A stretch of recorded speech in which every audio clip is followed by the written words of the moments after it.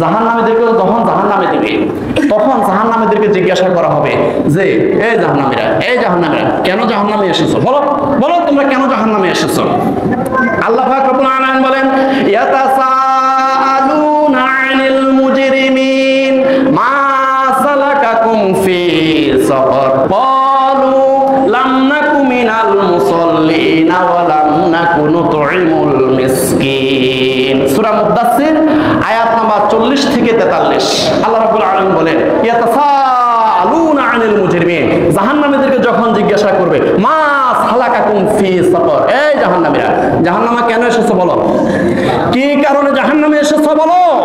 ক্বালু লাম নাকু মিনাল মুসাল্লিনা ওয়া লাম নাকু নুতঈমুল মিসকিন। জাহান্নামীরা তখন জবাব দিবে দুইটা বড় বড় কারণে জাহান্নামে এসেছি।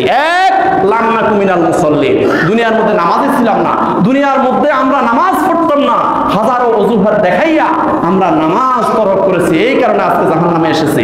দুই নম্বর কারণ হলো ওয়ালাম নাকু নুতঈমুল মিসকিন, দুই নম্বর কারণ হলো পেট পুড়িয়ে দুনিয়ার মধ্যে খেয়েছি কিন্তু কখনো গরিব দুঃখীর খবর রাখতাম না। গরিব মানুষ, অসহায় মানুষ, মিসকিন, ফকির, যারা ক্ষুধার্ত অভুক্ত যারা, এদের কখনো খবর রাখতাম না। নিজেরাই শুধু আরাম আয়েশ করে পেট পুড়িয়ে খেয়েছি, কখনো গরিব দুঃখীর খবর রাখতাম না, এই কারণে জাহান্নামে এসেছে। কয়টা কারণ বলবে? দুইটা।